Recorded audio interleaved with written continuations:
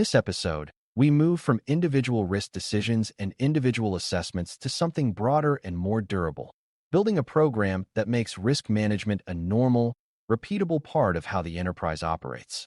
For brand new learners, the word program can sound like a big, complicated initiative with lots of documents, committees, and checklists.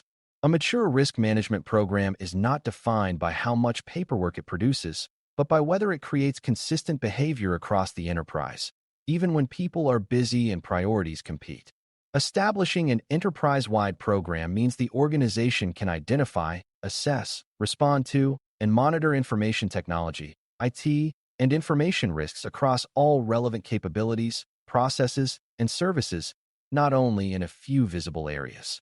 It also means risk management does not depend on a few heroic individuals who know what to do. It depends on a system of roles, routines, measures, and decision rights that keep working over time. By the end of this lesson, you should understand what makes a program comprehensive, why enterprise-wide matters, and how governance ensures the program stays real rather than becoming a set of disconnected activities. Before we continue, a quick note. This audio course is a companion to our course companion books. The first book is about the exam and provides detailed information on how to pass it best. The second book is a Kindle-only ebook that contains 1,000 flashcards that can be used on your mobile device or Kindle. Check them both out at Cyber.Author.me in the Bare Metal Study Guide series. A comprehensive program begins with a clear purpose and scope because risk management can easily become too narrow or too vague. The purpose is to support enterprise objectives by optimizing risk through informed trade-offs, not by eliminating risk or by producing compliance artifacts. The scope includes both IT risk, such as risks to service reliability and technology operations, and information risk, such as confidentiality loss, integrity failure, and inappropriate use of data. Enterprise-wide scope means the program covers the full landscape of critical services, major processes, key technology platforms, and significant third-party dependencies, including the parts that are not glamorous or visible. Beginners often assume risk programs focus only on security threats, but a comprehensive program also addresses operational risks like outage patterns, change failures, and capacity constraints, because these can cause major enterprise harm. The program should also align to enterprise risk management, ERM, so that IT and information risks can be compared and prioritized alongside other enterprise risks using shared language. When purpose and scope are explicit, the enterprise can design the program to match its reality rather than copying a template that does not fit. Another foundational element is governance structure, meaning who decides, who is accountable, and how decisions are escalated.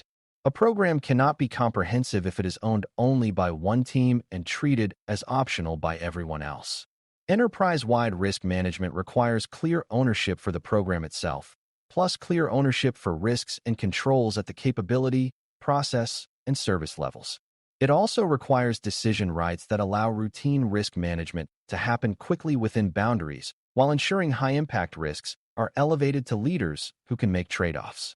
For example, a service owner may decide how to reduce certain exposures, but leadership may need to decide whether to accept residual exposure when mitigating it would require large investment or would slow strategic delivery. Governance structure reduces confusion because everyone knows when they can act and when they must escalate. It also supports accountability because the enterprise can see who is responsible for monitoring exposure and taking corrective action. Without this structure, risk programs become fragmented, with inconsistent behavior across units and recurring surprises when issues cross boundaries. Shared language and consistent taxonomy are also essential for a comprehensive program because enterprise-wide coordination depends on comparability. If different parts of the enterprise describe risks using different categories and different severity meanings, leadership cannot prioritize effectively and teams cannot share lessons. A comprehensive program defines common categories for risk, common impact dimensions, and common ways to express likelihood drivers and exposures. It also defines how to distinguish inherent risk from residual risk, because leadership needs to know what exposure would exist without controls and what exposure remains after controls are applied in practice. Consistent language does not eliminate local detail, but it ensures local detail can roll up into enterprise understanding. For beginners, It helps to see this as the difference between everyone using their own measuring tape and everyone using the same measurement system. When measures are consistent, comparisons become fair, and governance conversations become faster and more focused on action. Consistency is what allows a program to scale beyond a small group of experts.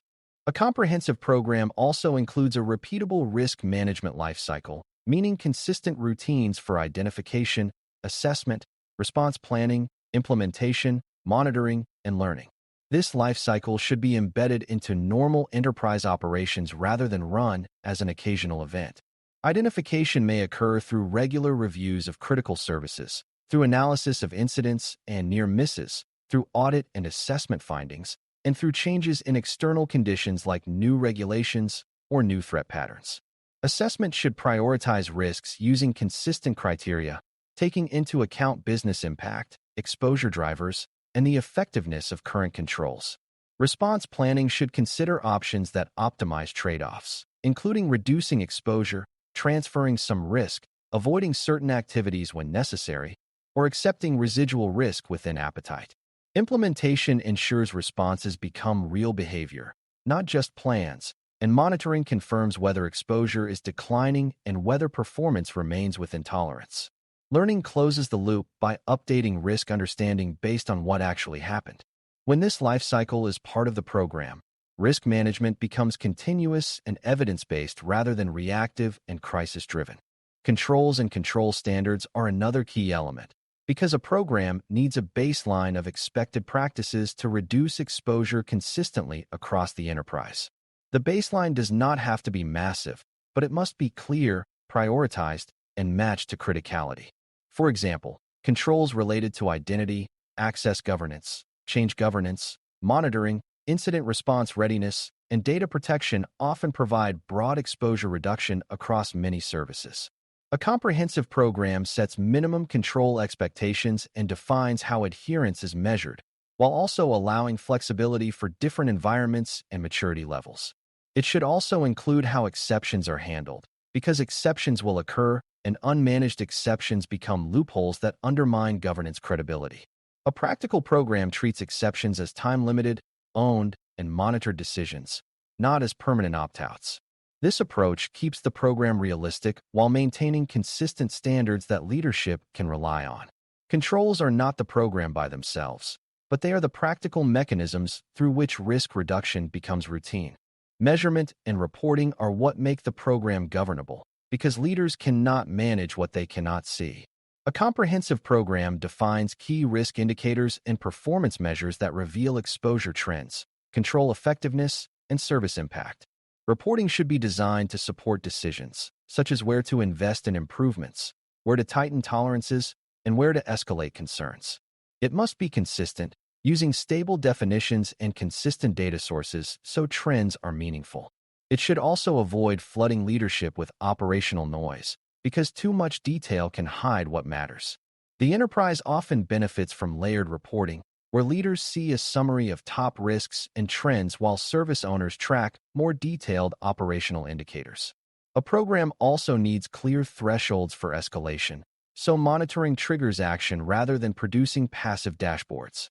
When reporting supports decisions, the program becomes a steering mechanism that keeps risk optimization connected to enterprise outcomes. When reporting is weak or inconsistent, the program becomes a ritual that people stop trusting. Integration with investment governance is also essential because many of the most important risk reductions require resource decisions. If the risk program identifies exposures but cannot influence funding, staffing, and prioritization, it becomes a list of problems with no path to improvement. A comprehensive enterprise-wide program therefore connects risk findings to investment decisions, ensuring leaders can compare risk reduction initiatives with other enterprise priorities. This integration allows the enterprise to allocate resources to the most impactful exposures, such as improving resilience for critical services or strengthening identity controls that reduce multiple risk types. It also supports lifecycle thinking because risk reduction often requires sustained operational investment, not just one-time projects. When risk is integrated into portfolio management, leaders can rebalance based on evidence, funding what reduces exposure and pausing what does not. This is how risk management becomes part of governance rather than a separate silo. For beginners, it is important to recognize that risk reduction is not free. It competes with other uses of resources, so governance must enable informed trade-offs. A comprehensive program must also address third-party and supply chain risk because enterprises rarely operate solely with internal systems and people. Vendors, cloud providers, managed services, and software suppliers can introduce exposure that affects critical capabilities. An enterprise-wide program connects third-party risk to service criticality, ensuring the most important dependencies receive proportional oversight. This includes setting expectations in contracts, monitoring vendor performance, understanding concentration risk where multiple services depend on the same provider, and planning contingencies for disruption. A common failure pattern is treating third-party risk as paperwork, where a vendor questionnaire is seen as proof of safety.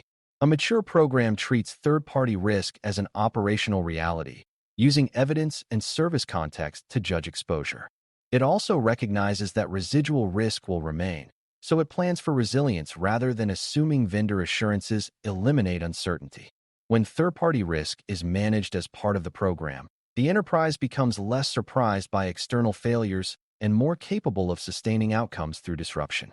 Culture and training are often the difference between a program that works and a program that exists only in documents. A comprehensive program needs people across the enterprise to understand what is expected, how to report issues, and how to make risk-aware decisions within their roles. This is not about turning everyone into a security expert. It is about building shared habits like following change processes, escalating incidents quickly, handling data responsibly, and treating risk reporting as stewardship rather than as personal failure. Leaders must reinforce these habits by responding constructively to bad news and by rewarding transparency and improvement. If the culture punishes honest reporting, people will hide issues, and the program will fail quietly until a crisis exposes it. Training should therefore focus on practical behaviors, shared language, and the specific responsibilities people have in the life cycle. Over time, a supportive culture reduces friction because people trust the program and see it as a tool for better outcomes rather than as a bureaucratic threat. Culture is not separate from governance. It is the environment that determines whether governance practices are followed. To make this concrete, imagine an enterprise with multiple business units, several customer-facing digital services, and a mix of internal and vendor-supported platforms. Without an enterprise-wide program, each unit might handle risk differently, leaving gaps where critical services have weak monitoring or inconsistent access governance. With a comprehensive program, the enterprise defines common risk categories, common control expectations, and a regular cadence of risk reviews tied to service performance and incident trends. Service owners monitor key indicators and escalate when tolerances are approached, while leadership reviews top risks and allocates resources to the most impactful exposures. Third-party dependencies are tracked in relation to critical services, making concentration risk visible and driving contingency planning where needed. When incidents occur, post-incident learning feeds into updated risk assessments and control improvements, strengthening the system over time. The enterprise becomes more resilient because risk management is not dependent on memory or heroics. It is embedded in routines and decision rights. That is what it means for a program to be comprehensive and enterprise-wide. As we conclude, establishing comprehensive IT and information risk management programs enterprise-wide means building a durable system that produces consistent behavior, consistent decision-making, and continuous learning across the enterprise. A comprehensive program has clear purpose and scope, aligned governance structure and ownership, shared language and taxonomy, a repeatable lifecycle from identification through monitoring and response, and a baseline of control expectations with practical exception handling. It also includes measurement and reporting that supports decisions, integration with investment governance so exposures can be reduced through funded actions, and third-party oversight connected to service criticality. Finally, it requires a culture that values transparency and stewardship because culture determines whether the program is real in daily operations. If you remember one guiding idea, let it be that a program is comprehensive when it keeps working even when people are busy, because true risk governance is not a special event. It is an enterprise habit sustained by structure, evidence, and consistent accountability. Thanks for listening. For more audio courses, daily newsletters, and more, please visit baremetalcyber.com.